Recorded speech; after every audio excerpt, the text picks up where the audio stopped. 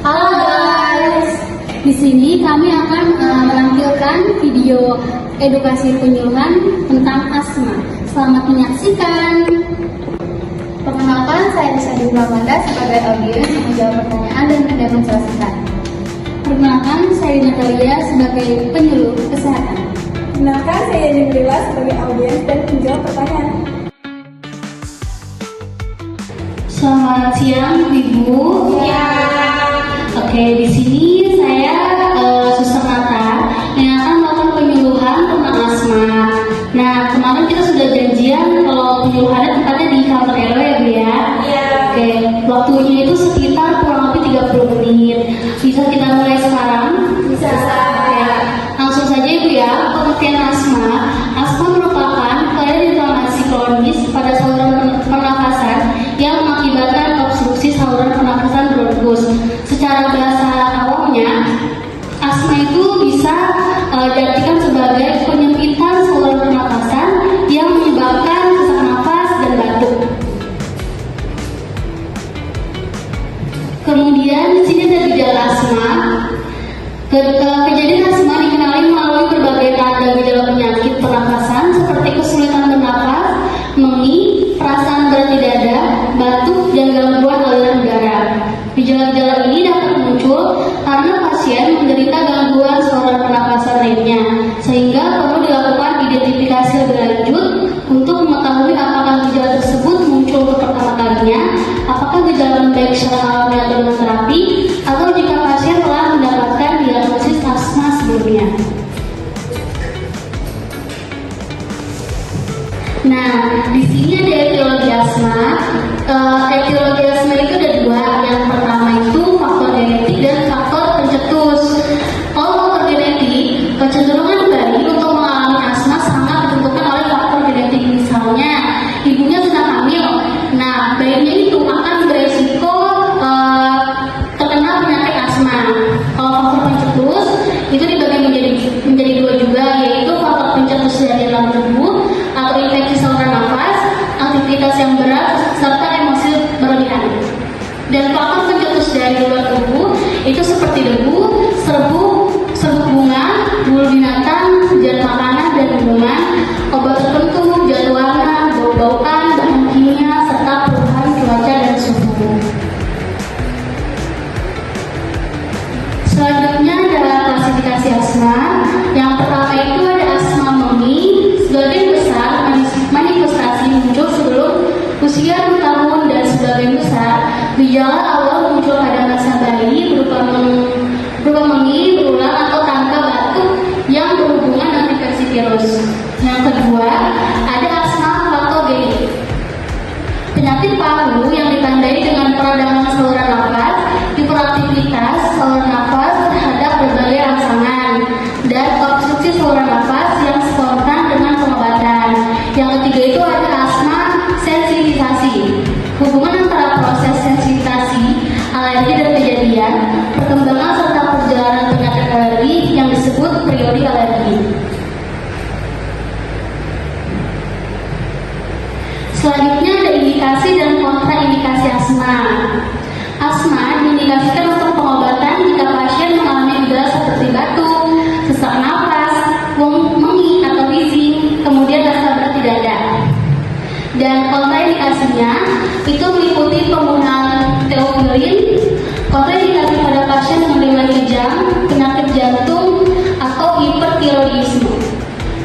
Kemudian juga ada penggunaan sabak tanpa obat pengontrol, tidak direkomendasikan karena dapat meningkatkan risiko eksaserbasi. Selanjutnya di sini ada pencegahan asma. Yang pertama itu ada mencegah kesehatan dengan mengkonsumsi makanan bergizi seimbang, penuhi kebutuhan air putih, istirahat dan tidur yang cukup, serta lakukan rekreasi dan olahraga. Yang kedua itu ada menjaga kebersihan lingkungan. Usahakan rumah tidak lembab, ventilasi dalam memenuhi syarat rumah sehat, cahaya matahari cukup, saluran pembuangan air lancar, dan terhindar dari debu. Nah, yang ketiga itu ada menghindari faktor pemicu asma dan konsumsi obat-obatan asma. Hindari alergen seperti kucing, anjing, tikus, hindari paparan debu, asap rokok, dapat memanfaatkan bronchodilator yang tersedia dalam bentuk tablet, kapsul, atau inhalasi.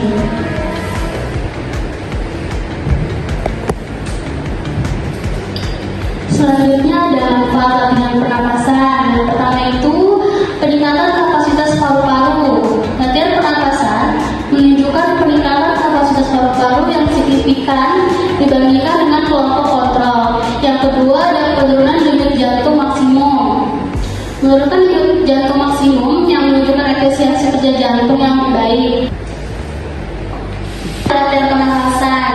Yang pertama itu ada diafragmatic breathing atau pernapasan diafragma.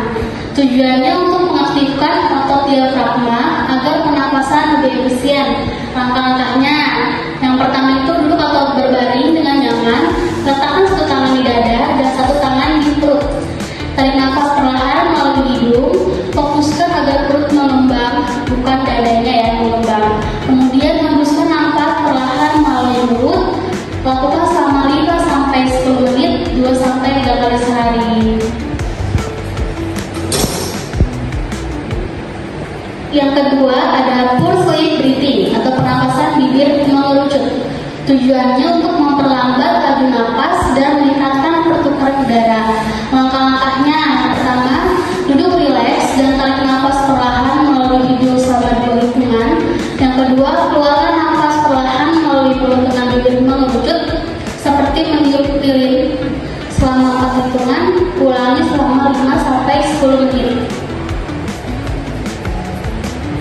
Yang ketiga, butiko breathing teknik. Tujuannya mengurangi hiperventilasi dan menenangkan pernapasan. Langkah-langkahnya, duduk dengan tenang dan tarik nafas ringan melalui hidung. Hembuskan nafas ringan dan tenang melalui hidung. Setelah hembusan terakhir, tahan nafas sejenak, hitung detik sampai merasa tubuh butuh bernapas.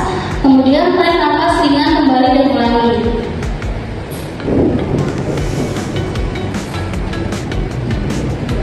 Yang keempat ada balon blowing exercise atau latihan meniup balon. Tujuannya untuk menguatkan otot pernapasan dan memperbaiki kapasitas paru. Langkah-langkahnya, duduk tegak dan tarik nafas dalam hidung. Tiup balon perlahan sampai penuh atau sejauh kemampuan ibu-ibu. Kemudian istirahat dan ulangi 3-5 kali per sesi. Nah, cara yang terakhir itu ada active cycle of breathing technique Q atau ACBT. Tujuannya untuk membersihkan lendir dan memperbaiki ventilasi. Langkah-langkahnya breathing control, bernafas normal dan relax selama 30-60 detik. Thoracic expansion exercise, tarik nafas dalam, tahan 3 detik lalu hembuskan perlahan. Yang ketiga ada forced expiratory technique atau HAF, ambil nafas sedang lalu hembuskan cepat dan kuat seperti menguap bukan batuk. Ulangi siklus ini selama 5-10 menit.